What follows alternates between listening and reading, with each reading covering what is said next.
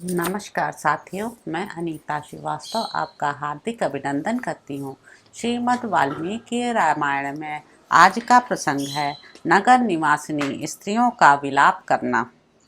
इस प्रकार जो विषादग्रस्त, अत्यंत पीड़ित, शोकमग्न तथा प्राण त्याग देने की इच्छा से युक्त हो नेत्रों से आंसू बहा रहे थे, श्री रामचंद्र जी के साथ जाकर भी जो उन्हें लिए बिना लौट आए थे और इसलिए उनका चित्त ठिकाने पर नहीं था।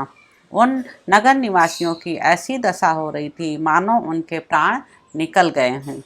वे सब अपने घर में आकर पत्नी और पुत्रों से घिरे हुए आंसू बहाने लगे। उनके मुख अश्रुधारा से आच्छादित थे। उनके शरीर में हर्ष का कोई चिन्ह नहीं दिखाई देता था तथा मन में भी आनंद का अभाव ही था।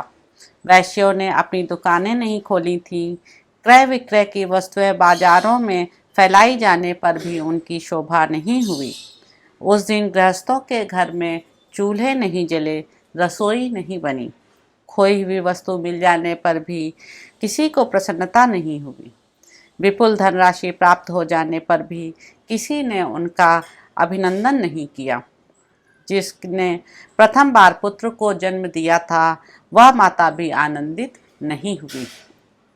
प्रत्येक घर की स्त्रियां अपने पतियों को श्री राम के बिना ही लौट कर आए देख रो पड़ी और दुख से आतुर हो कठोर वचनों द्वारा उन्हें कोसने लगी, मानो महावत अंकुशों से हाथियों को मार रहे हों।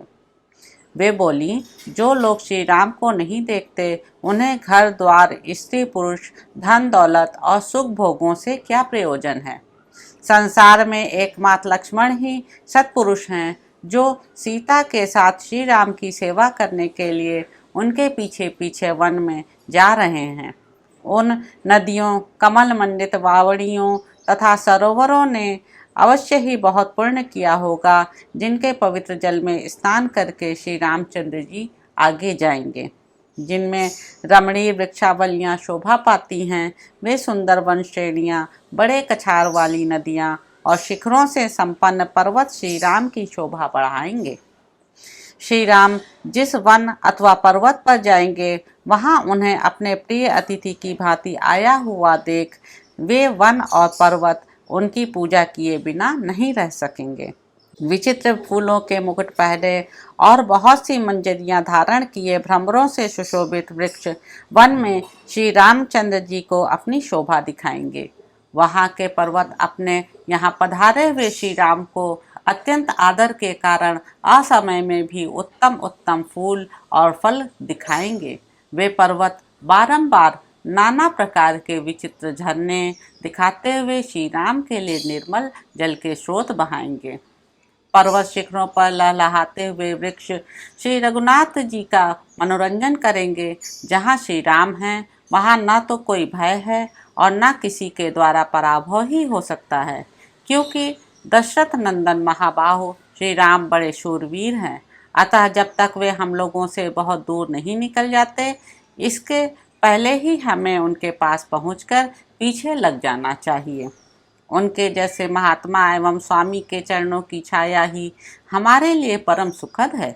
वे ही हमारे रक्षक, गति और परम आश्रय हैं। हम स्त्रियां सीता जी की सेवा करेंगी और तुम सब लोग श्री रघुनाथ जी की सेवा में लगे रहना। इस प्रकार पूर्ववासियों की स्त्रियां दुख से आतुर हो अपने पतियों से उपर्युक्त बातें कहने लगीं। वन में श्री रामचंद्र जी आप लोगों का योगक्षेम सिद्ध करेंगे और सीता जी हम नारियों के योगक्षेम का निर्वाह करेंगी। यहाँ का निवास प्रीति और प्रतीति से रहित है। यहाँ के सब लोग श्री राम के लिए उत्कंठित रहते हैं। किसी को यहाँ का रहना अच्छा नहीं लगता तथा यहाँ रहने से मन अपनी सुध बुध खो बैठता है। भला ऐसे निवास से किसको प्रसन्नता होगी। यदि इस राज्य पर कैकेयी का अधिकार हो गया तो यह अनाथ सा हो जाएगा। इसमें धर्म की मर्यादा नहीं रहने पाएगी। ऐसे राज्य में तो हमें जीवित रहने की ही आवश्यकता नहीं जान पड़ती, फिर यहाँ धन और पुत्रों से क्या लेना है।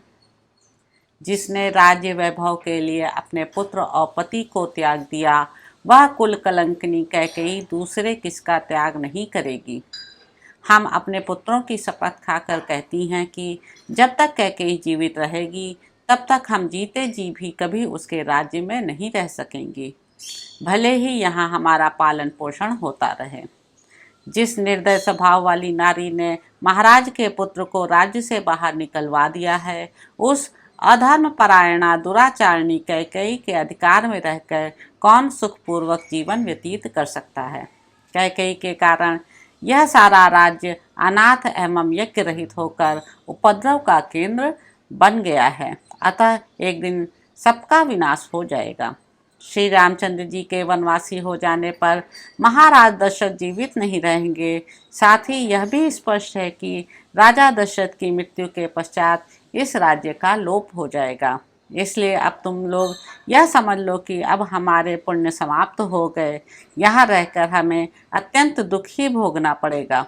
ऐसी दशा में या तो जहर घोल के पी जाओ या श्री राम का अनुसरण करो, अथवा किसी ऐसे देश में चले जाओ जहाँ कैकेयी का नाम भी सुनाई न पड़े।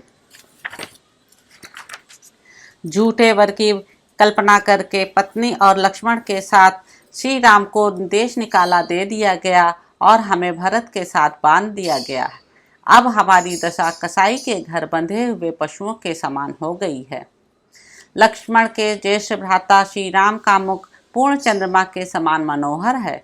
उनके शरीर की कांति श्याम, गले की हंसली मांस से ढकी हुई, भुजाएं घुटनों तक लंबी और नेत्र कमल के समान सुंदर हैं। वे सामने आने पर पहले ही बातचीत छेड़ते हैं तथा मीठे और सत्य वचन बोलते हैं। श्री राम शत्रुओं का दमन करने वाले और महान बलवान हैं, समस्त जगत के लिए सौम्य हैं। उनका दर्शन चंद्रमा के समान प्यारा है।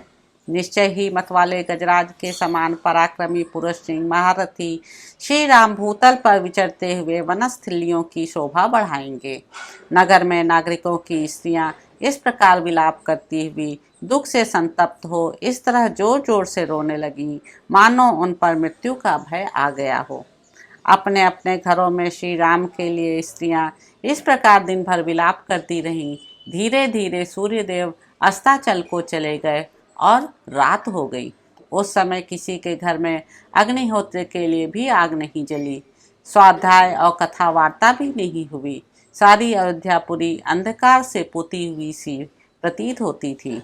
बनियों की दुकानें बंद होने के कारण वहाँ चहल पहल नहीं थी। सारी पुरी की हंसी खुशी छिन गई थी।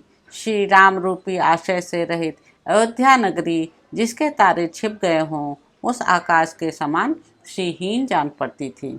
उस समय नगर निवासिनी स्त्रियां श्री राम के लिए इस तरह शोकातुर हो रही थीं मानो उनके सगे बेटे या भाई को देश निकाला दे दिया गया हो। वे अत्यंत दीन भाव से विलाप करके रोने लगी और रोते रोते अचेत हो गईं, क्योंकि श्री राम उनके लिए पुत्रों से भी बढ़कर थे। वहाँ गाने बजाने और नाचने के उत्सव बंद हो गए। सबका उत्साह जाता रहा। बाजार की दुकानें नहीं खुली। इन सब कारणों से उस समय अयोध्या नगरी जलहीन समुद्र के समान सुनसान लग रही थी।